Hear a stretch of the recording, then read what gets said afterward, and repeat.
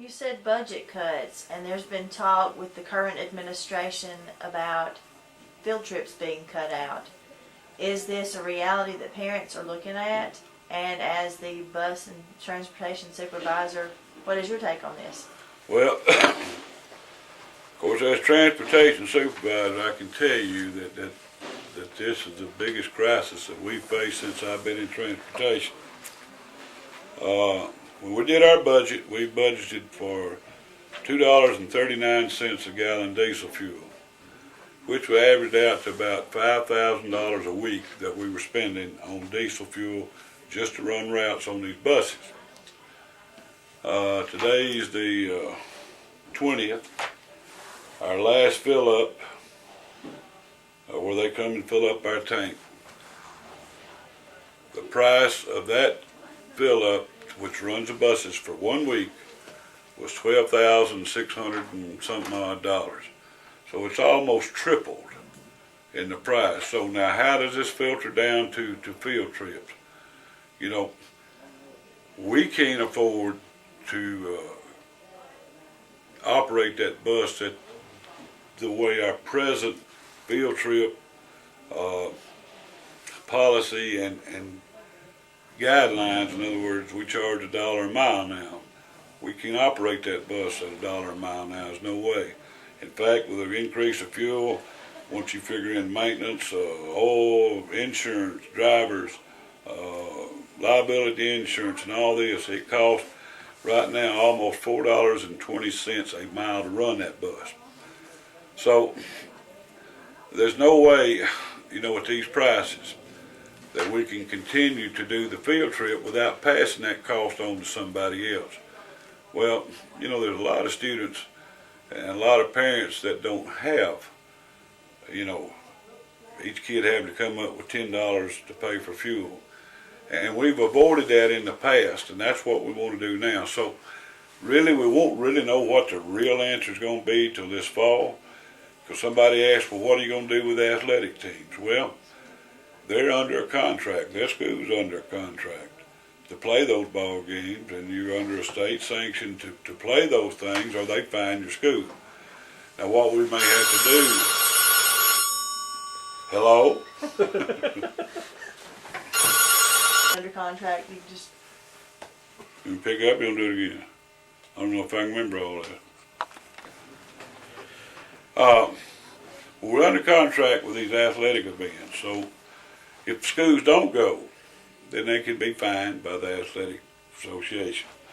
But in reality, you know, if worse comes to worse, you know, there could be a possibility. Some of the South Alabama schools are talking about doing away with athletics. I really don't think that'll happen, but if in case, there's a possibility. But you know, we've got to be able to justify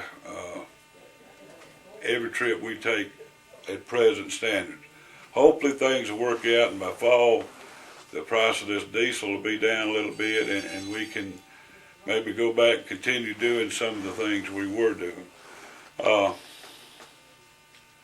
right now it's all in limbo because we don't know exactly what the price of fuel is going to do. So I think it's a wait and see thing, but I'll say this: we need to do everything we can to make sure the students have these opportunities, because you take band, you take track, cross country, football, basketball, ice hockey, if you got an ice hockey team, anything competitive. We need to do our best to keep these going. Beta clubs, we need to keep Scholars Bowl, all this kind of stuff needs to continue if at all possible, because these are learning experiences that children get that they won't get on down the line. So I say this, as superintendent, I would do everything within my power to keep as much of this going as possible. So, because it is good for the kids, and that's what we're in this for. It seems that every time someone opens a newspaper or turns on the news, there's a story that raises questions about the safety our children would have at school. We hear about things like drug dealings, beatings, strangers from the outside walking in on a campus, even children being molested by the teachers that they should be able to trust. What measures would you take as superintendent to reassure the parents and the students that our schools would be as safe as possible? Well, we have plans already in place to handle the safety of the kids. I think your job as superintendent is you constantly hound on that. In other words, it's kind of like running your vehicle. It's running good, but you let the oil get low for a long time. After a while, you destroy the engine. So we have countywide, we have a good safety plan for our students, but we need to stay on top of it and not let get lax just because we hadn't had any serious problems. And on the buses, I go back to what we did. We put cameras and GPS tracking to make it safer for our students. So anytime when we put up security cameras at some schools, the transportation paid for, not only to help the school administration, but it helps us with the safety of our buses on campus. But also, like I said, most of this is already in place. We just need to make sure we stay on top of it and look for ways to make something good better and something better the best. Lawrence County schools have been accused of acting as 7 independent school systems rather than 7 individual schools working toward a common goal. Do you feel like this is an accurate statement? I think in some cases it has been, but that's because of the problem of not a strong administration keeping everybody pulled together.